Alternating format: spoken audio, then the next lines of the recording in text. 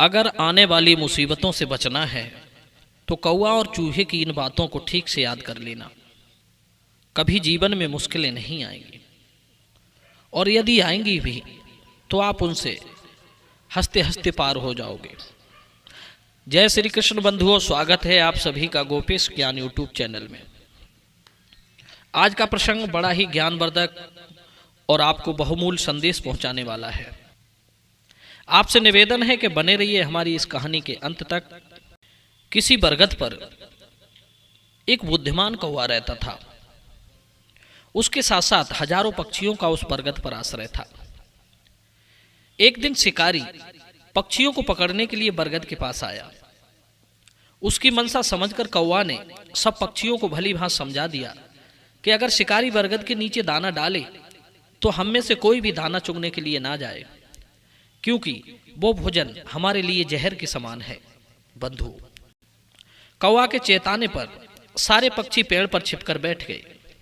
उधर शिकारी ने जाल बिछाकर जैसे ही दाना डाला तो कबूतरों का एक झुंड जो आकाश में उड़ता हुआ आ रहा था, शिकारी के डाले हुए उन दानों को चुगने के लिए टूट पड़ा।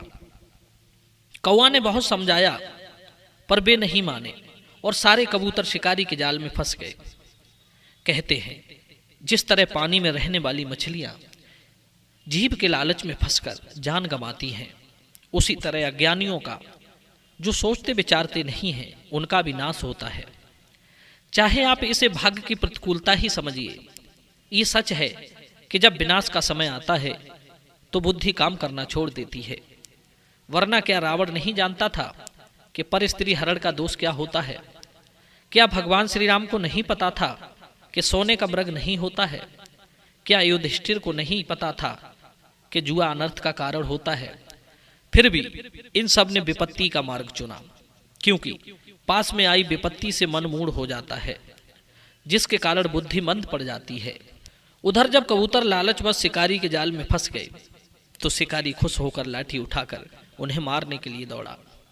शिकारी को अपनी ओर आते देख कबूतरों का राजा समझाने लगा कि देखो, तुम्हें इस तरह विपत्ति में डरना नहीं है, क्योंकि कहते हैं दुखों में जिसकी बुद्धि मंद नहीं पड़ती वो उस बुद्धि के प्रभाव से दुखों से पार पा जाता है। सुख और दुख में बुद्धिमान पुरुष एक से रहते हैं, जैसे सूर्य उगने पर और अस्त होने पर लाल रंग का रहता है। कबूतरों का राजा बोला, मित्रों, हम सब जाल सहित उड़ चलते हैं और बाहर जाकर स्वतंत्र हो जाएंगे, नहीं तो हम सब मारे जाएंगे। यही निश्चय करके वे सारे कबूतर जाल लेकर उड़ गए। बहेलिया नीचे खड़ा सोचने लगा कि ये कबूतर एक साथ मिलकर जाल लेकर उड़ तो गए, पर इनमें जब आपस में झगड़ा होगा तब ये सब नीचे आ गिरेंगे, इसमें कोई शक नहीं है। बस इसी उम्मीद में उनके पीछे पीछे शिकारी दौड़ने लगा। उधर वो कौवा भी उन कबूतरों के पीछे पीछे लग गया। कबूतर बहेलिया से बहुत दूर जा चुके थे। शिकारी निराश होकर अपने घर लौट गया, क्योंकि कबूतर उसका जाल भी लेकर उड़ गए थे। ये तो वही बात हो गई कि किस्मत के कमजोर होने पर अगर किसी तरह धन मिल भी जाए तो भी वो शंख निधि की तरह दूसरे धन को भी साथ लेकर चला जाता है। इधर जब कबूतरों का राजा कबूतरों को लेकर अपने मित्र हिरण्यक नाम के चूहा के पास पहुंचा, सोचा कि वो हमारा बंधन काट देगा। और सही बात है बंधुओं, जब प्राणों पर संकट आ जाता है तो मित्र के सिवाय दूसरा कोई बात से भी सहायता नहीं करता। कबूतर जब मित्र चूहा के पास पहुंचे तो चूहा ने पूछा, अरे मित्र, तुम सब बंधन में कैसे पड़े? कबूतर कहने लगा, मित्र, मुझे यह दुख जीभ के लालच से मिला है। दुर्भाग्य की बात है, जो पक्षी 150 योजन दूर से मांस देख लेता है, भाग्यवश वो पास के ही बंधन को नहीं देख सकता। आकाश में अकेले उड़ने वाले पक्षी भी विपत्ति में पड़ जाते हैं। जो मछलियां अगाध गहरे समुद्र जल में रहती हैं, फिर भी मछुआरे पकड़ लेते हैं, विपत्ति से कोई नहीं बचा। इस तरह हिरण्यक नाम के चूहा ने जाल काटकर सभी कबूतरों को आजाद कर दिया। इधर जब कौवा ने देखा कि एक चूहा जो कबूतर का मित्र था, उसने सारे कबूतरों की जान बचा ली। मित्र हो तो ऐसा जो विपत्ति में पड़ने पर सहायक हो और हमें मुसीबत से उबार ले जाए। केवल नाम के मित्र से क्या लाभ। किसी ने कहा है, उत्सवे व्यसने प्राप्ते दुर्भिक्ष काले च शत्रु संकटे राजद्वारे शमशाने या तिष्ठित सा बांधवा। अर्थात उत्सव के समय, बीमारी के समय, अकाल पड़ने पर, शत्रु के द्वारा संकट आने पर राजा के दरबार में और शमशान में जो आपके साथ रहता है वही सच्चा मित्र है। कौवा ने सोचा क्यों ना इस चूहा को अपना मित्र बना लूं, क्योंकि विद्वान लोग कहते हैं कि आप चाहे सभी सुविधाओं से युक्त हों, फिर भी विद्वानों को ही मित्र बनाना चाहिए। जैसे भरा हुआ समुद्र भी चंद्रोदय की कामना करता है। ऐसा निश्चय करके कौवा चूहे को मित्र बनाने के लिए उसके बिल के पास जाकर उसे आवाज लगाने लगा। चूहे ने बिल के अंदर से ही पूछा, कौन हो जो मुझे आवाज दे रहे हो। कौवा ने अपना परिचय देते हुए कहा, भाई मैं कौवा हूं और मैं तुमसे मित्रता करना चाहता हूं। चूहा कहने लगा, क्यों मुझे मूर्ख समझ रहे हो? तू मुझे खाने वाला है, क्योंकि स्वभाव से मैं तेरा भोजन हूं। मेरी तेरी कैसी मित्रता, इसलिए व्यर्थ अपना समय नष्ट ना कर और यहां से चला जा। कहते हैं जिनका समान धन और समान कुल हो उन्हीं के बीच मित्रता और विवाह होते हैं, बलवान और निर्बलों के बीच नहीं। जो दुर्बुद्धि और मूर्ख अपने से छोटे या अपने से बड़े किसी अन्य प्रजाति वाले से मित्रता करता है वो लोगों की हंसी का पात्र होता है। कौवा कहने लगा, भाई आपकी बातें बिल्कुल सत्य हैं, पर मैं ऐसा नहीं करूंगा और जब तक तुम मेरी मित्रता स्वीकार नहीं कर लेते तब तक मैं तुम्हारे द्वार पर भूखा प्यासा ही बैठा रहूंगा, भले ही मेरे प्राण क्यों न चले जाएं। चूहा कहने लगा, तुम मेरे बैरी हो और तुम्हारे साथ मैं मित्रता कैसे करूं। कहते हैं शत्रु के साथ गहरा मेल चिकनी चुपड़ी संधि से भी नहीं करना चाहिए, क्योंकि अच्छी तरह से गर्म किया गया पानी भी आग को बुझाने में सक्षम होता है। कौवा कहने लगा, अरे भाई तुम्हारे साथ अभी तक मेरी मुलाकात तो हुई नहीं है, फिर शत्रुता का क्या सवाल है। चूहा ने कहा, हे कौवा, बैर दो तरह के होते हैं, पहला सहज और दूसरा नकली। तू मेरा सहज बैरी है। कहते हैं नकली दुश्मनी नकली गुणों से खत्म हो जाती है, पर सहज बैर बिना मरे कम नहीं होता। बनावटी शत्रुता तो किसी कारण से पैदा होती है और योग्य उपचार करने से वो चली भी जाती है, पर स्वाभाविक शत्रुता कभी नहीं जाती। जैसे न्योले और सर्प की, घास खाने वाले और मांसाहारी की, जल और आग की, देव और दैत्यों की, कुत्ते और बिल्ली की, सिंह और हाथी की, शिकारी और हिरणों की, मूर्ख और पंडितों की, पतिव्रता और उल्टा की, सज्जन और दुर्जन की।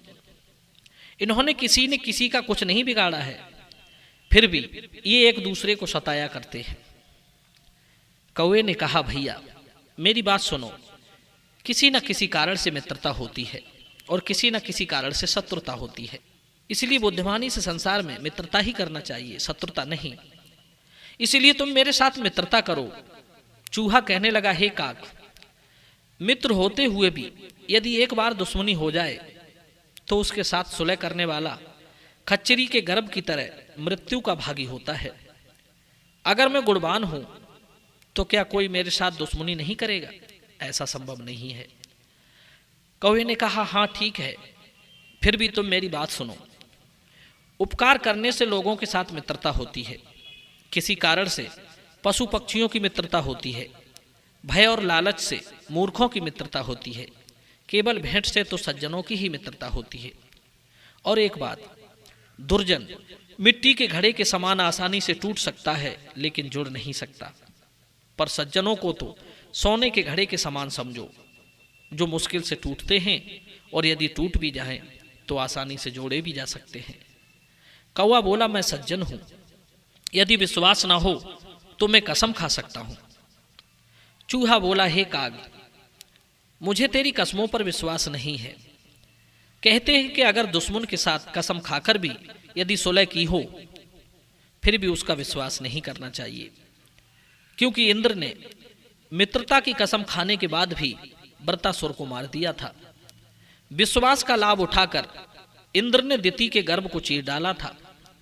कहते हैं कि जो अपनी उन्नति, जिंदगी और सुख की इच्छा करता हो तो ऐसे बुद्धिमान पुरुष को बृहस्पति का भी विश्वास नहीं करना चाहिए।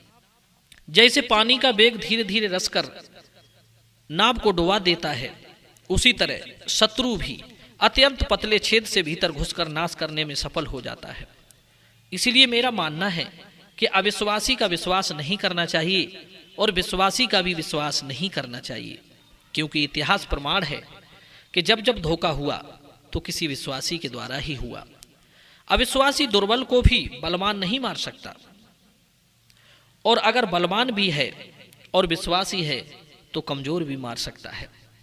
और एक बहुत महत्वपूर्ण बात, अपने से प्रेम ना करने वाली स्त्री के पास रहकर जो उस पर विश्वास करता है और शत्रु के पास बहुत सी दौलत रखकर जो उनके ऊपर विश्वास करता है, उनके जीने का वही अंत हो जाता है। कौआ बोला, भाई यदि तुझे मेरे ऊपर विश्वास नहीं होता है तो तू एक काम कर, तू अपने बिल में रहकर ही मुझसे बात कर लिया कर। चूहा ने भी सोचा कि कौआ आदत से तो ठीक मालूम पड़ रहा है, चलो इसकी मित्रता स्वीकार कर लेता हूं, पर इतना ध्यान रखना मेरे किले से तुझे दूर ही रहना होगा, क्योंकि तू स्वभाव से मेरा शत्रु है। कौवे ने कहा, ठीक है भाई, ऐसा ही होगा। बंधुओं, इस तरह कौवा और चूहा की मित्रता हो गई। वे दोनों एक दूसरे का भोजन लाकर एक दूसरे को खिलाने लगे और आनंद पूर्वक साथ साथ रहकर अपना समय बिताने लगे। बंधुओं, आगे क्या कहानी घटित हुई इसके बारे में मैं आपको अगली वीडियो में बताऊंगा, क्योंकि वीडियो लंबी होने के कारण मैं इसे यहीं पर विराम कर रहा हूं। वीडियो के बारे में आपका क्या ख्याल है, आप हमें कमेंट सेक्शन में अवश्य बताएं। आप सभी दर्शकों का बहुत बहुत धन्यवाद। ऐसे ही प्यार और सहयोग देते रहिए। हम आपको नई नई बातों, नई नई ज्ञान चर्चा सुनाते रहेंगे। जय श्री कृष्णा, जय श्री राम।